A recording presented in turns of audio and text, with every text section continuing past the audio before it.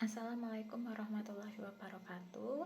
Pada kesempatan kali ini saya akan mempresentasikan terkait dengan ujian akhir semester mata kuliah Manajemen Keuangan Internasional. Baik, yang akan kita bahas dalam presentasi ini akan mencakup terkait dengan multinational company atau MNC telah mendobrak doktrin dari teori keunggulan komparatif. Yang kedua, ekspansi bisnis ke mancanegara. Yang ketiga, fluktuasi kurs pada sistem mata uang mengembang terkendali. Dan yang keempat adalah alasan-alasan manajer keuangan dan investor berkepentingan dengan neraca pembayaran suatu negara. Baik, langsung saja. Yang pertama yaitu argumen yang menyatakan bahwa munculnya multinational company atau MNC telah mendobrak doktrin dari teori keunggulan komparatif. Nah, multinational company atau MNC adalah perusahaan yang beroperasi di negara asalnya serta di negara-negara lain di seluruh dunia. Perusahaan ini memiliki kantor pusat yang berlokasi di satu negara yang mengkoordinasikan pengelolaan semua kantornya yang lain seperti cabang administrasi atau pabrik. Nah, perusahaan multinasional telah berkembang pesat dalam beberapa dekade terakhir karena menurunnya hambatan perdagangan, pencarian pasar baru, perluasan rantai pasokan global, dan pengalih-dayaan operasi ke wilayah berbiaya rendah. Baik, kemudian teori keunggulan komparatif.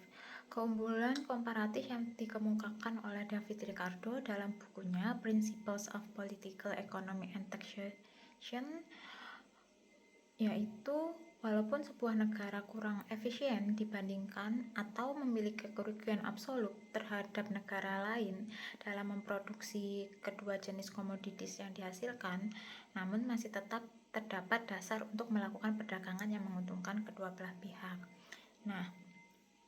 Nah, ini mencakup yang pertama, perdagangan internasional terjadi karena perbedaan biaya relatif antar negara. Yang kedua, setiap negara akan mengkhususkan produksi pada barang yang memiliki biaya dengan peluang lebih rendah. Kemudian yang ketiga adalah faktor produksi seperti modal dan tenaga kerja tidak bergerak lintas negara, hanya barang yang diperdagangkan.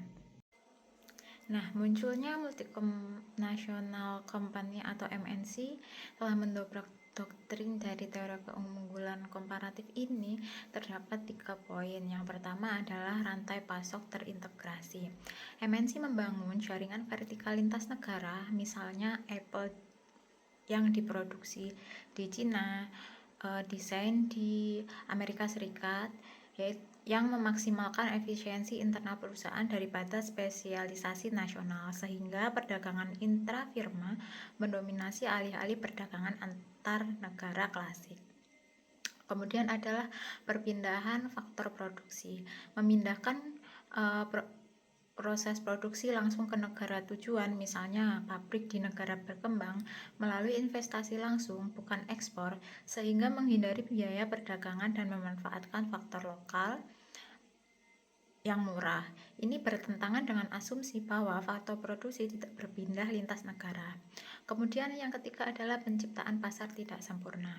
MNC menciptakan keunggulan unik yang tidak mudah ditiru, seperti paten, brand, efisiensi skala besar, dan integrasi vertikal atau horizontal, sehingga yang memungkinkan mereka mengendalikan pasar global yang mengurangi keuntungan komparatif murni dan menggantikannya dengan keunggulan perusahaan yang spesifik. Nah, yang selanjutnya adalah proses ekspansi bisnis ke mancanegara. Ekspansi bisnis ke pasar global adalah proses strategis memasuki pasar luar negeri untuk meningkatkan pangsa pasar global, meningkatkan pendapatan, dan mendiversifikasi resiko. Nah, tahapan proses ekspansi yang pertama adalah riset dan perencanaan. Yang kedua, adaptasi dan kemitraan. Yang ketiga, pelaksanaan dan operasional. Dan yang keempat, evaluasi dan mitigasi resiko. Nah, tahapan proses ekspansi yang pertama, riset dan perencanaan atau market entry strategi. Nah, ini merupakan cara mempelajari selera, budaya, regulasi, dan kompetitor di negara tujuan secara mendalam. Pilih metode seperti ekspor, lisensi, franchising, joint venture, atau investasi langsung seperti pembukaan cabang. Nah, yang kedua adalah adaptasi dan kemitraan. Adaptasi dan kemitraan ini seperti menyesuaikan produk atau layanan agar sesuai preferensi lokal, menjalin kemitraan dengan pihak lokal seperti distributor atau agen untuk akses jaringan dan pemahaman pasar lebih mudah. Kemudian yang ketiga adalah pelaksanaan dan operasional.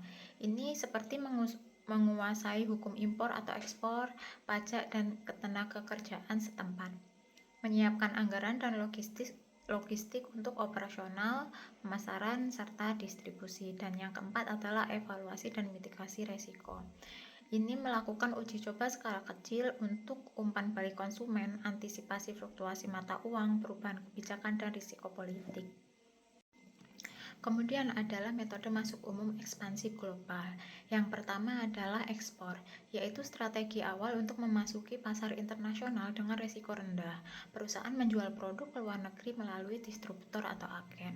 Kemudian yang kedua adalah kontraktual atau kontraktual entry, yaitu lisensi atau izin pakai teknologi atau merek, waralaba atau model bisnis siap pakai seperti McD atau joint venture seperti mitra lokal bagi risiko.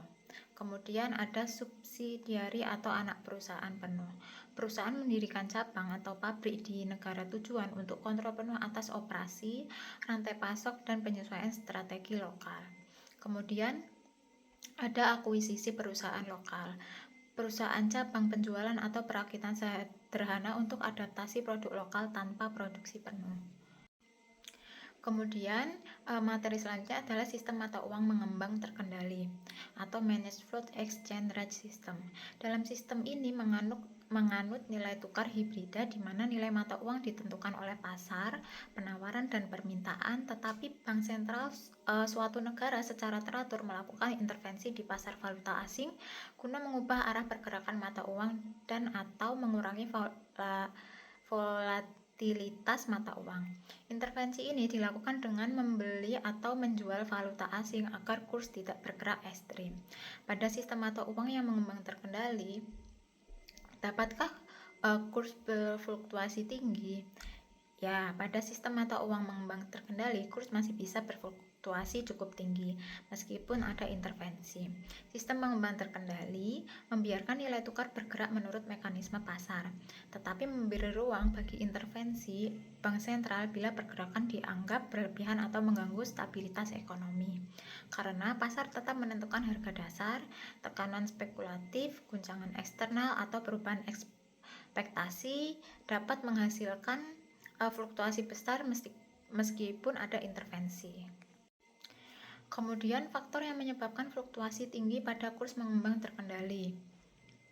Yang pertama ada faktor eksternal, seperti perubahan harga komoditas, krisis global, atau perubahan kebijakan moneter negara besar dapat mengguncang kurs domestik meski ada intervensi.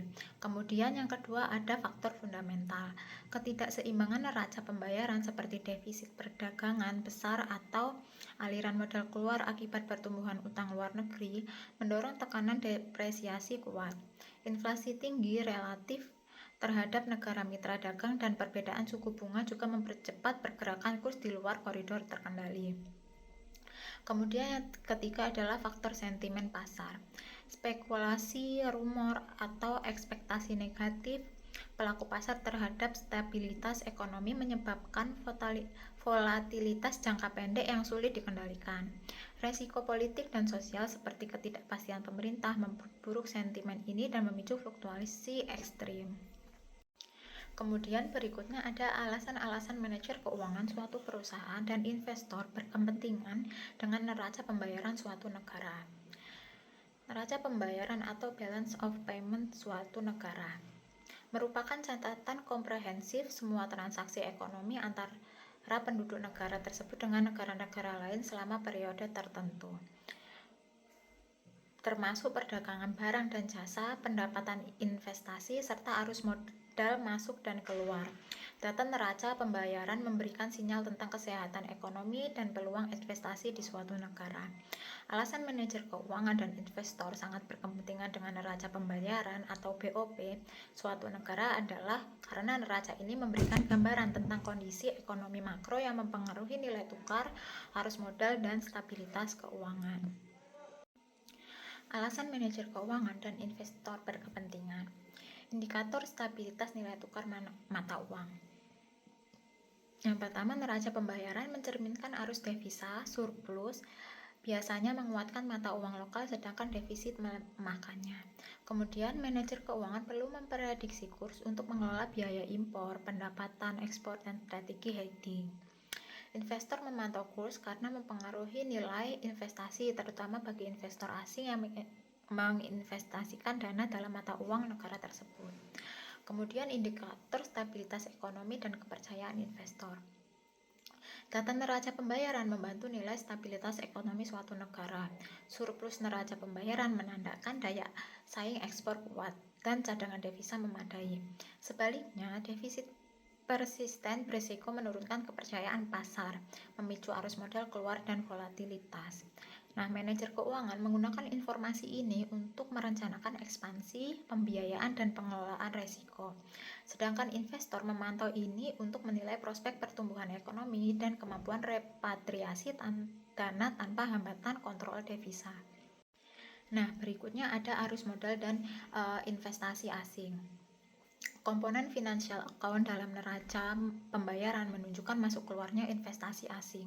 Arus modal masuk yang besar menunjukkan kepercayaan investor terhadap stabilitas ekonomi dan prospek pertumbuhan negara tersebut. Sebaliknya, arus modal keluar yang besar menjadi sinyal peringatan dini tentang kemungkinan masalah ekonomi atau penurunan kepercayaan investor. Manajer keuangan menggunakan ini untuk memantau peluang pendanaan internasional dan biaya modal, dan menilai daya tarik pasar untuk investasi portofolio.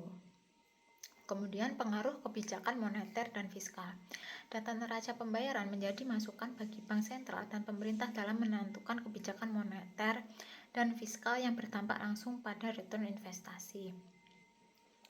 Manajer keuangan menyesuaikan strategi pendanaan dan investasi berdasarkan ini untuk menjaga stabilitas keuangan, sedangkan investor memantau ini kebijakan yang mempengaruhi iklim investasi. Nah, manfaat yang didapat dalam pembahasan ini dapat memberikan pemahaman orang pemikiran strategis untuk kompetitif di era MNC dan ekonomi terbuka. Proses internasionalisasi perusahaan, informasi yang langsung dapat dipakai untuk menilai risiko makro, merancang strategi bisnis lintas negara, dan membuat keputusan investasi yang lebih terinformasi. Terima kasih. Sekian. Wassalamualaikum warahmatullahi wabarakatuh.